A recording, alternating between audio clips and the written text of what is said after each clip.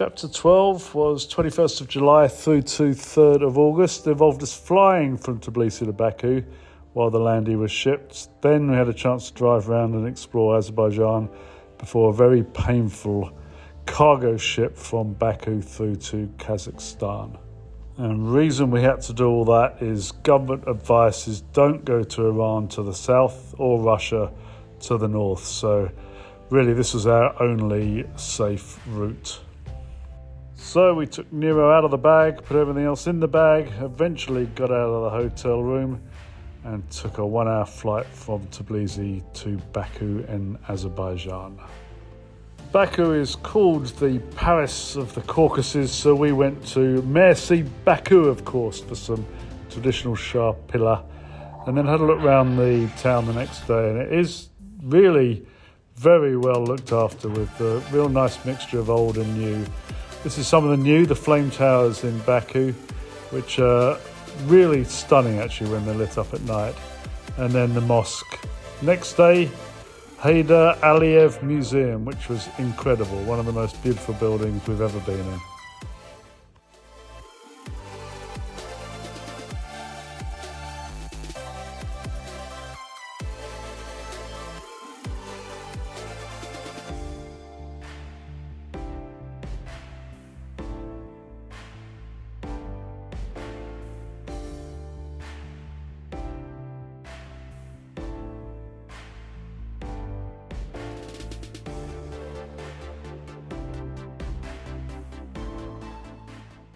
Then a 1-hour taxi drive that evening to Jason Derulo.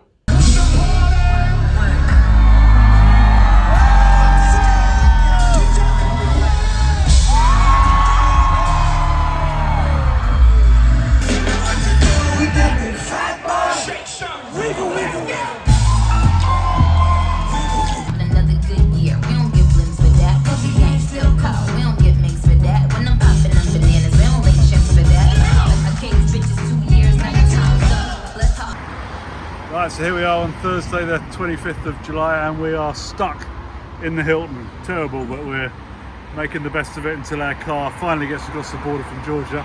So there's the hotel, 360-degree restaurant at the top, which we were in last night. Really, really nice. And here's a good example of the old and the new in Baku. Old is refurbished. There's been lots of oil money here for the last few hundred years. And then the new makes a big difference to the skyline, and Azerbaijan apparently loves a big event. So there's the Azerbaijani Grand Prix centre, and then this road here is part of the Grand Prix itself, which will be in September, although it does look like some of the drivers are doing it already. So we made the most of the views, of the food, and wondered how they made the old look so good. And then the Land Rover arrived on Friday, and big thanks to Interdine, who got the Landy out of Georgia, and All Right Moving that brought it into Azerbaijan. Took 9 days all up, so a bit longer than we'd hoped, but really nice job. Land Rover in good condition and nothing missing, which is not always the case from what we've heard from other overlanders. So thanks very much, guys.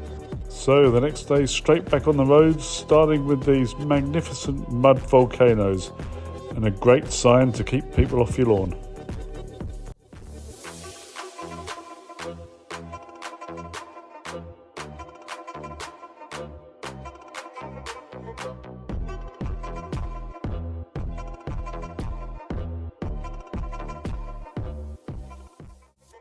We then drove a couple of 100 kilometres up the east coast of Azerbaijan, passing through these candy cane mountains, which were stunning, before we got to some of the oil fields, which have been producing for many centuries now, driving the economy in Azerbaijan and being of strategic importance to the region.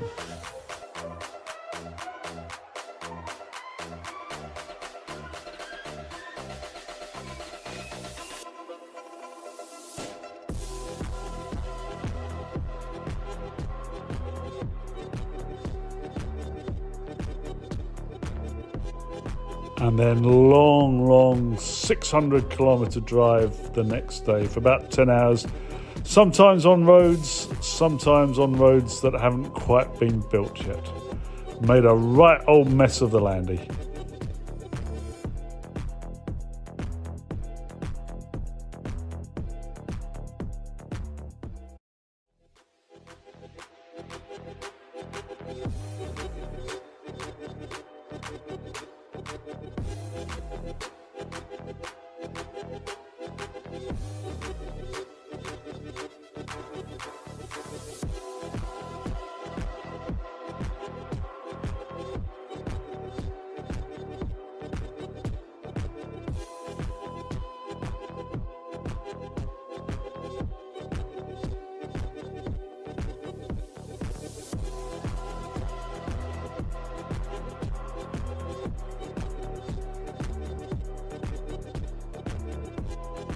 And then this is not Harpenden.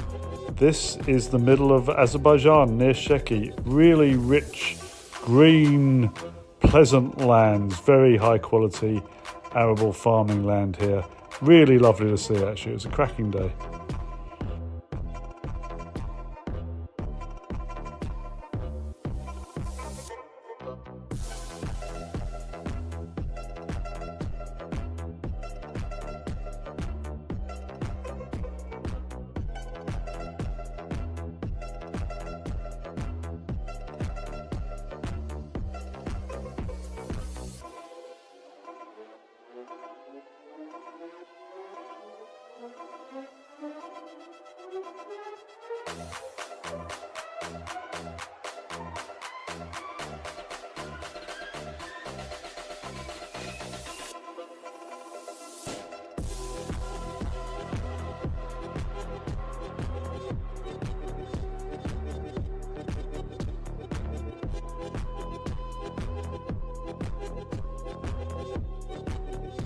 When we were driving through, there was a relatively small amount of water coming through the riverbeds, but actually only a few weeks earlier, the whole width of these rivers was completely full.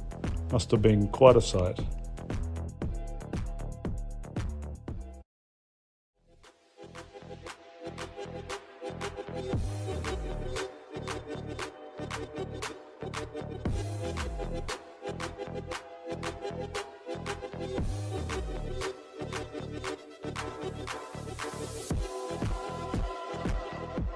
We drove all the way up to the northwest of Azerbaijan near the Georgian border, a place called Balakan, and then came back to stay at this homestead near Sheki. This whole route is along the Silk Road, and we were treated to some more traditional food, including piti, which is rather nice.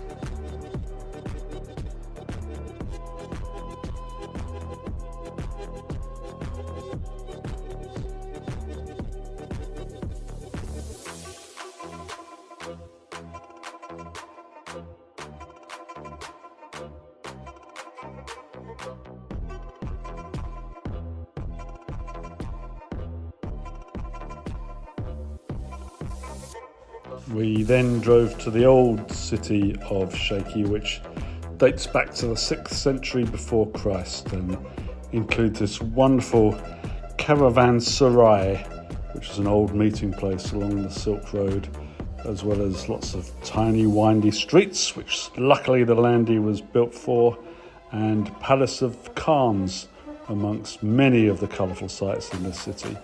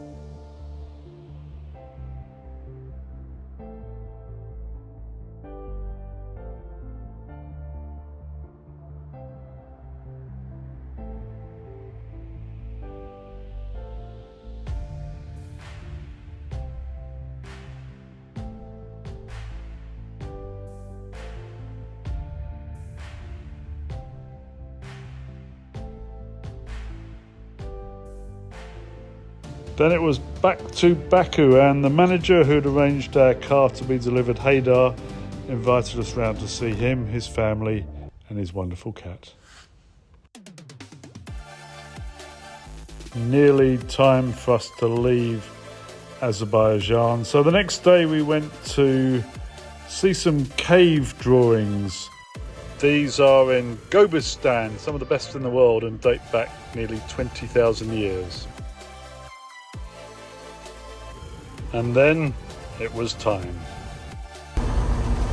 Right, Wednesday 31st of July, and we are driving to the port in Alat, 70 kilometres south of Baku, to try and get the ship across the Caspian. So we really don't know if it's going to leave in an hour or 5 days, but the good news is, while we're driving there, petrol here, compared to in Europe, which is about €2 a litre or £1.80, petrol here is 50p a litre. So if we have to drive around, it won't cost us much money. We'll let you know how we go. Wish us luck. Bye.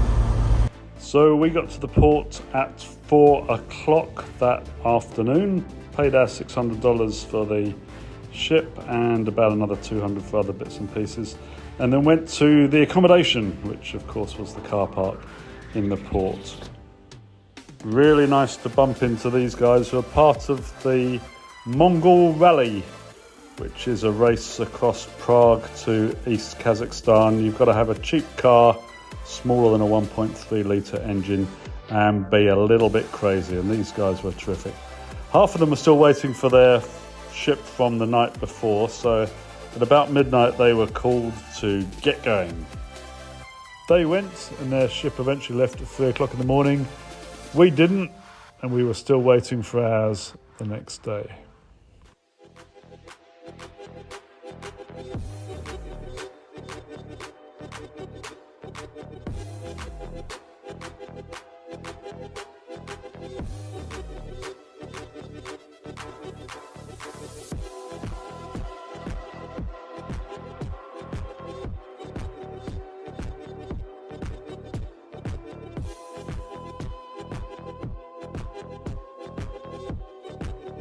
Five o'clock the next afternoon, so 25 hours after arriving, we were lined up for the compulsory photo, and then we did get aboard the boat.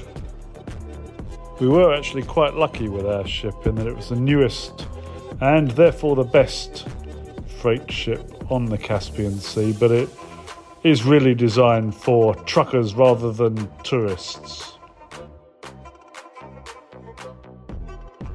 The cabin slept four, so we shared with Martin and Lesia.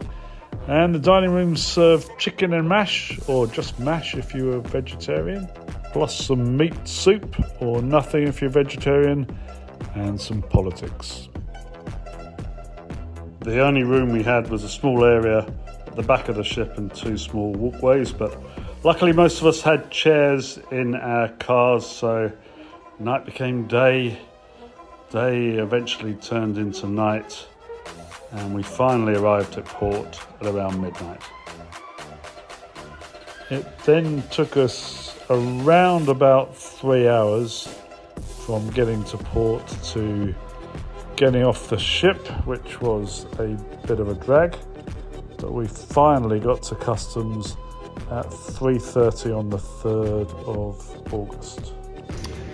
Okay, 3:43 on the 3rd of August, and nothing's happened. We've managed to negotiate an opening of customs from 10 o'clock down to 9 o'clock, thanks to Rasmus. So we've got about 5.5 hours to do nothing. So no sleep that night. The border, or part of it, did open at 9 that morning, so we collected our stamps, including this outside bit, and then had the final security checks, which consisted of a load of photos. Reflections of the trip. Well, it's easy to be critical, isn't it? We certainly won't get so agitated when the train's 10 minutes late at King's Cross, and it makes commercial sense for the ships to wait until they're full before they leave. Got to remember we were there as their guests, not the other way around. So all in all, a decent trip, even though it did take an awful long time. And we were very pleased to have the company of the Mongol Rally drivers. So Thank you, Rasmus, Federico, Martin, Marcus, Martin, Alessia, Robbie and Colin. Hope the rest of your trip goes well. All the best.